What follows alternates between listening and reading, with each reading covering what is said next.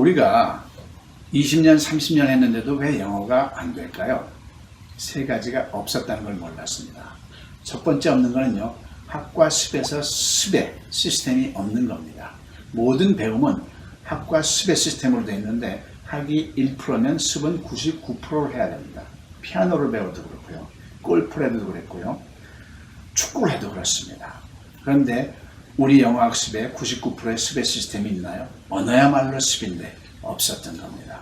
절대어는요, 짧은 시간 학을 한 다음에 습으로 휘몰아치는 시스템으로 되어 있기 때문에 일정 시간이 되면 저절로 영어가 되게 되어 있습니다. 두 번째, 영어에 이것만 하면 영어 된다는 뭔가가 없었습니다. 수학에서는요, 구구단이라는 게 있습니다. 그래서 구구단만 외우면 어떤 셈이든 자유롭죠. 그래서 구구단은 수학의 왕도라고 할 수 있는 겁니다. 근데 영어에서는 왕도가 없지 않습니까? 절대 영어에서는 이것만 하면 영어 된다는 6P라는 게 있습니다. 그래서 6P에만 익숙하면 수학의 구구단하고 똑같거든요. 익숙하면 어떤 우리말인지 영어가 자유롭게 나오는 거죠. 세 번째 없는 것은요, 한글에서 영어로 하지 않았습니다. 영어 학습은요, 우린 지금까지 영어에서 한글로 해석하는 흐름으로 영어를 지난 100년 동안 지금 이 순간도 학습하고 있습니다. 이거는요, 영어를 한 게 아닙니다. 영어를 이해를 한 겁니다. 우리가 영어를 이해하려고 배웁니까? 말하려고 배웁니까? 당연히 말하려고 배우죠. 그러면 내 마음속에 있는 우리말을 입에서 영어로 나와야 되는 한글에서 영어로의 흐름으로 해야 되는 거죠. 절대어는 철저하게 한글에서 영어로의 흐름으로 구성이 되어 있습니다. 자, 절대영어를 통해서 자유로운 영어의 자윤이 되지 않겠습니까? 모든 언어는요, 모든 대화라는 것은 묻고 답하기라는 이중체제로 구성이 되어 있죠. 그런데 답하는 것은 공부할 필요가 없습니다. 왜냐하면 내가 답을 하기 위해서 묻는 패턴은 어떤 언어이든지 간에 두 가지 패턴밖에 없습니다. 하나는 육하원칙이 의문사죠. 있느냐 없느냐입니다. 육하원칙이 없는 질문은 무조건 yes나 no로만 대답이 나오게 되어 있습니다. 육하원칙이 있는 질문은, 의문사가 있는 질문은 의문사에 해당하는 명사 하나로만 대답하면 되도록 되어 있습니다. 자, 그러면 이제 대답은 신경 쓸 필요가 없고 질문만 집중하면 되겠죠. 지금까지 우리는 쓸모없는 영어 공부를 너무 많이 했으니까 필요한 공부만 하자는 취지입니다. 자, 그러면 수천만 영어 질문을 어떻게 다루냐가 관건이죠. 우리말 서술어에 따라 정확하게 6가지 정형화된 패턴이 있습니다. 그래서 6P라고 명칭했고요. 이것만 하면 어떤 우리말이든지 영어가 자유롭게 되는 것입니다. 자, 절대어에서 6P를 하다 보면요, 영어의 골격, 문법적인 골격이 잡힙니다. 그래서 내신이나 수능, 토익에도 결정적인 영향력을 주게 되어 있습니다. 자, 절대영어에서 6P를 스포를 하면서 즐겁게 영어의 자유를 맛보지 않으시겠습니까? 영어를 학습하는 데 있어서 6가지 착각 속에 있습니다.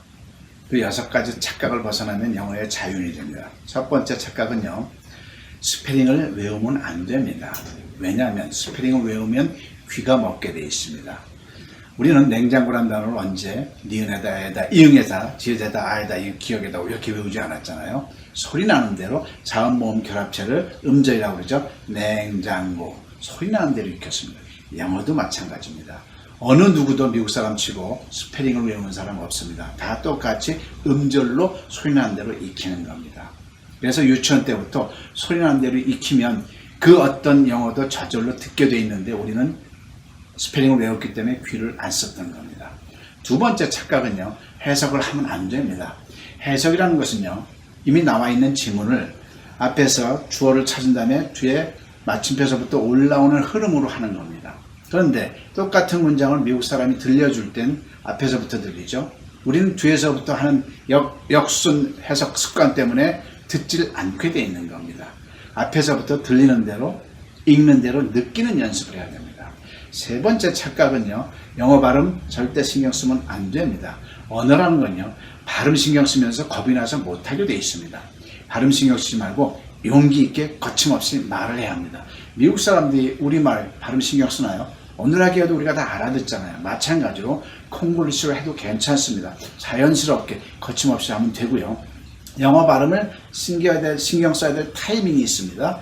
영어로 문장이 자유롭게 조합이 되면서부터 발음은 신경 쓰면 되는데 많은 문장을 빨리 말하는 연습을 하면 저절로 연음이 터지면서 좋아지게 돼 있는 겁니다. 네 번째 착각, 단어에 너무 집착하지 마십시오. 중학교 2학년 1학기 정도의 어휘 실력이면 충분합니다. 그런데 우리는 영어 공부한다 그러면 또 단어장을 수천 단어, 수만 단어 외우려고 하죠. 쓸 데가 없습니다. 영어 단어 외우기 이전에 문장의 골격을 먼저 익혀야 되는데 지금까지는 문장의 골격이란 말이 없었는데 절대어의 6PA, 6PS는 바로 문장의 골격입니다. 이거부터 한 다음에 의사들은 의학용어, 군인들은 군사용어, 자기한테 맞는 영어를 그때그때 외우면 되는 거죠. 다섯 번째, 영어 문장 암기할 필요가 없습니다. 특히 회화로 영어 문장 암기한다는 것은 굉장히 어리석은 행위입니다. 왜냐하면 내가 외운 문장은요, 그 문장을 써먹으려면 환경이 맞아야만 쓸 수 있는 거거든요. 그보다는 어떤 우리말이든지 영어로 할 수 있도록 해야 되는데 절대어의 6PA, 6PS가 그런 역할을 해주는 겁니다. 마지막으로 원어민에 대한 착각에서 벗어나야 합니다. 원어민들은 절대 우리들의 영어 실력을 이끌어줄 수 있는 능력이 없습니다. 왜냐하면 양국의 언어를 다 알아야 선생 노릇을 할 수 있는 겁니다. 그럼에도 불구하고 원어민들은 필요합니다. 어떤 위상으로 필요하냐면 복싱에서의 스파링 파트너라고 생각하면 됩니다. 그런데 그 스파링 파트너를 하기 위해서 내가 어느 정도 준비가 돼 있어야 되겠죠? 그러면 원어민하고의 스파링 하려면 내가 어떤 준비가 돼 있어야 될까요? 바로 영어로 질문이 가능해야 합니다. 영어로 질문이 가능한 다음부터는 내가 원어민을 이끌어갈 수가 있거든요. 이 6가지 착각에서 벗어나면 여러분들은 영어의 자윤이 됩니다. 절대 영어를 통해서 영어의 자윤이 되시길 기원하겠습니다.